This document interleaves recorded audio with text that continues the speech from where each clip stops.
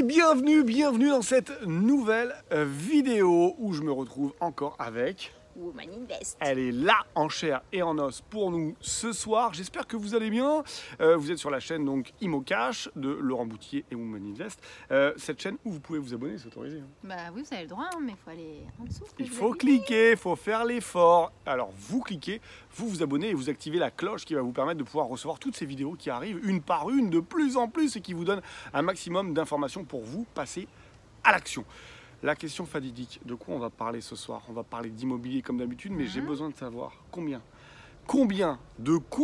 j'ai besoin d'appartements pour être rentier, de combien j'ai besoin d'appartements pour vivre de l'immobilier et puis me lever le matin pour aller voir mon patron et lui dire bah voilà, il faut encore que j'aille bosser pour toi aujourd'hui, il m'en faut combien?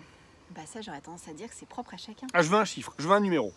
Ça va dépendre finalement du calcul de ta liberté financière que tu auras pu établir en amont.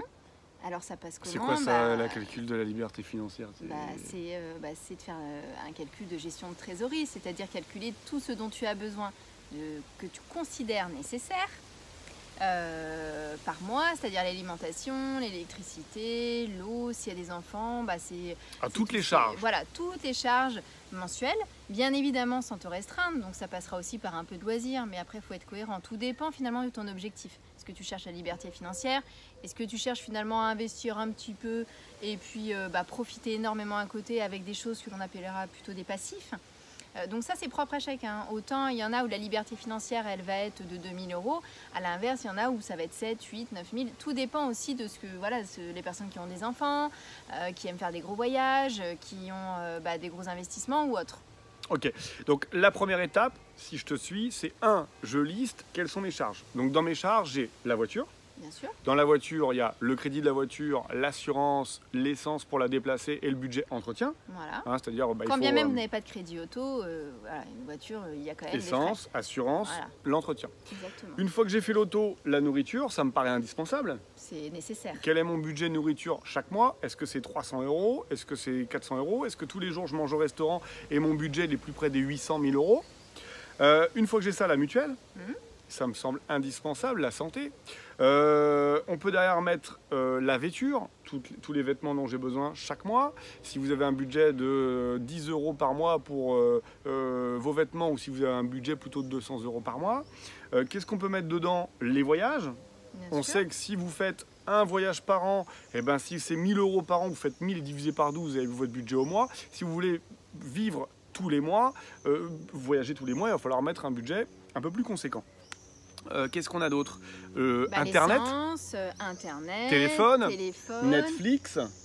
Pour ceux, oui. Alors après, est-ce que ça reste une nécessité? Est-ce que c'est indispensable ou pas? Après, encore une fois, il faut que ça soit un plaisir. Donc c'est vraiment de calculer tout ce dont vous avez besoin pour pouvoir calculer ce qui serait pour vous votre liberté financière. Alors là, une fois que j'ai fait le calcul, alors il faut être, je pense, franc avec soi-même. Il faut être objectif quand même. Parce que si, la plupart des gens, si vous leur dites à combien vous fixez votre liberté financière, on va vous sortir des chiffres complètement farfelus. La plupart, ils vont dire 10 000, 15 000, 20 000. Il faut lister, il faut écrire. Il ne faut pas juste parler dans le vague, là il faut 100 €, 200 €. Il faut vraiment lister, c'est là où vous vous rendez compte. Il faut laisser une marge également, vous avez des enfants, ils vont faire des études. Il y a tout ça à prendre en considération. C'est pas être juste à un instant T, il faut être dans une projection. Alors, donc la projection du chiffre que je veux chaque mois, une fois que j'ai déterminé ce chiffre, déjà j'ai une base. Exactement. Qui va être la base à partir de laquelle, dès lors où j'ai réussi à substituer ce montant par des rentrées locatives, ça veut dire que je suis devenu indépendant et je suis rentier. Oui. Alors je vis de mes rentes. Voilà, il faut bien réfléchir au moment où on s'arrête aussi, de se dire voilà, je veux vraiment vivre de mes rentes. Posez-vous bien, calculez bien, parce qu'il y a quand même une démarche et puis c'est une nouvelle étape. Donc il faut bien faire les choses, pas précipitamment, mais il faut bien poser les choses. Ok, donc j'ai déterminé mon montant, ça veut dire qu'à ce moment-là, je peux arrêter complètement mon travail ou il faut que je le continue? Après, je pense que, comme je disais, je pense qu'il faut se poser déjà. Regardez bien si vous avez tout le nécessaire également, parce que d'avoir de l'immobilier, c'est une chose, ça apporte beaucoup d'avantages. Mais il y a aussi les inconvénients, c'est la vacance locative, c'est les loyers impayés, c'est s'il y a des travaux. Tout ça, il faut que vous puissiez subvenir à tous ces besoins-là, si ça doit arriver. Donc bien évidemment, dans cette liberté financière, dans le calcul qui est fait par rapport à ce que vous aurez finalement développé et acquis via des financements des biens immobiliers, c'est de faire tous les calculs, s'il doit arriver quelque chose, que vous puissiez avoir les reins pour pouvoir le faire. Donc, dans l'idée, je définis un montant. Ce montant, avec mon salaire, mon CDI, je vais investir. Je vais arriver à ce montant. On imagine qu'on a trouvé 2883 par mois. Je vais faire une première affaire qui va peut-être me générer 500 € de cash flow. Une deuxième 700 €, une troisième 1000 €, hop, je suis arrivé pratiquement à mon montant. À ce moment-là, donc tu me conseilles de garder encore mon emploi.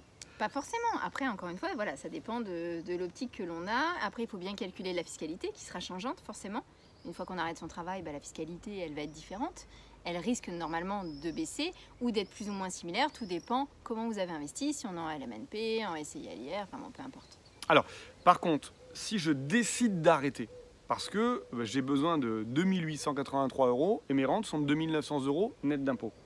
Le problème, c'est que je ne vais plus pouvoir investir. Si j'ai plus de travail, j'ai plus de CDI, je me retrouve avec un montant de rente et finalement, je suis bloqué. Alors, dans ces cas-là, peut-être, pourquoi pas, acquérir un nouveau bien, tant que vous avez une situation, on va dire, qui est plus accessible ou du moins confortable pour la banque. Plus vendeuse. Voilà.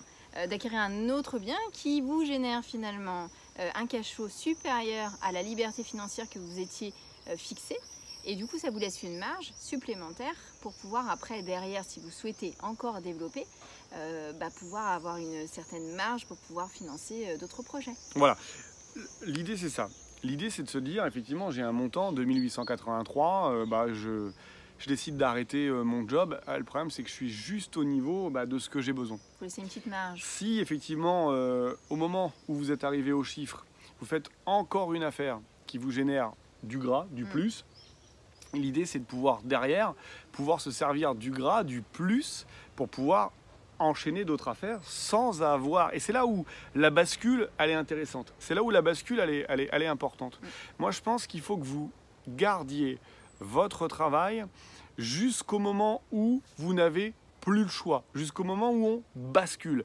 La bascule, il faut vraiment que vous ayez assez de rente de manière à pouvoir arriver à la banque avec des bilans, avec un compte en banque, avec une trésorerie qui vous permet de pouvoir aller investir. C'est-à-dire que c'est maintenant vos loyers, alors pondérés, puisque la banque va pondérer les loyers, c'est-à-dire qu'elle va prendre que 70% des rentrées locatives, 80, 60 suivant les banques, en moyenne 70%, plus votre trésorerie, c'est-à-dire vos économies, le cash flow que vous avez mis de côté chaque mois, et c'est ces deux armes qui vont substituer votre salaire. C'est-à-dire qu'aujourd'hui, vous avez un CDI avec un salaire, c'est le gage de fiabilité et le tremplin pour la banque à vous suivre. Si demain vous arrêtez, l'idée c'est d'avoir donc une économie substantielle, un matelas qui va être une arme. Vous arrivez en guerre, vous avez une grande lance qui vous dit « Regardez, attention, j'ai ça, ça fait peur, suivez-moi ».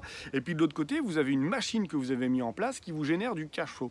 Et dès lors où vous êtes arrivé en fait à cet équilibre, à ce moment-là, vous êtes à la fois rentier de l'immobilier et capable de vous faire financer des autres projets. Parce que le but, c'est pas d'être rentier de l'immobilier, d'arrêter son travail et puis d'arriver à la banque, puis que la banque elle vous dise « C'est bien, toute votre vie… » En général, on a envie de continuer. En général, on a envie de continuer parce que sinon, les journées pas sont longues. Aussi rapidement, mais oui, si on tombe sur une occasion, on garde finalement des réflexes. Et puis comme disait Women Invest, demain vous pouvez avoir un bien en vacances locatives. Demain vous pouvez avoir un immeuble, je ne vous le souhaite pas, mais qui prend feu. Le temps que l'expert vienne, le temps que les assurances, etc. et qu'on détermine, il va se passer un laps de temps. Si vous n'avez pas à côté une grande marge de sécurité, vous aurez toujours besoin de 2883 € pour vivre chaque mois, mais vous n'aurez plus de rentrée locative. Auquel cas, vous êtes obligé de retrouver un travail de substitution. Donc c'est compliqué de faire machine arrière. Je pense qu'il faut faire le pas le plus tard possible. Alors quand on dit le plus tard possible, ça peut être 2 ans, 3 ans, 4 ans. Sur une vie de 100 ans, c'est 2%, 3%, 4% de votre vie. C'est rien du tout par rapport à ce que ça peut apporter derrière. Mais l'idée, c'est de le faire le plus tard possible pour ne pas revenir en arrière. Parce que pour moi, c'est plus compliqué de revenir en arrière et de prendre un travail alimentaire que d'attendre 6 mois, 1 an ou 1 an et demi de plus pour passer le pas. Qu'est-ce que tu en penses, c'est ça? Oui, je suis tout à fait d'accord. C'est ça l'idée. Ok. Bon. Tu voulais voir d'autres choses, hein? Eh bien non. Ça me paraît pas mal. J'espère que vous avez apprécié cette petite vidéo. Si vous l'avez appréciée, mettez-nous un petit pouce bleu juste en bas. Et puis un petit commentaire. Si vous avez des questions sur ce calcul de rentabilité et le nombre de biens qu'il faut avoir pour être rentier. Donc si on résume, pour faire simple, il n'y a pas de nombre, on l'a dit, c'est propre à chacun. Par contre, ce qui est important, c'est de quantifier de façon précise combien vous avez besoin, parce que je fais une petite aparté et on en finira là-dessus. Il y a des gens qui sont tellement intelligents ou organisés, je ne sais pas comment ils disent, qui sont capables de vivre avec moins, c'est-à-dire qu'ils sont capables de dépenser moins, et auquel cas ils seront rentiers avant vous parce qu'ils se suffisent à moins. Et puis il y a des gens qui ont besoin d'aller au casino, d'aller en vacances, de louer. On peut pas, voilà, on peut pas juger. Voilà, donc augmentez vos rentrées locatives, dépensez vos dépenses et vous serez le plus rapidement possible rentier de l'immobilier. Exactement. Merci à vous tous, une bonne soirée, ciao ciao.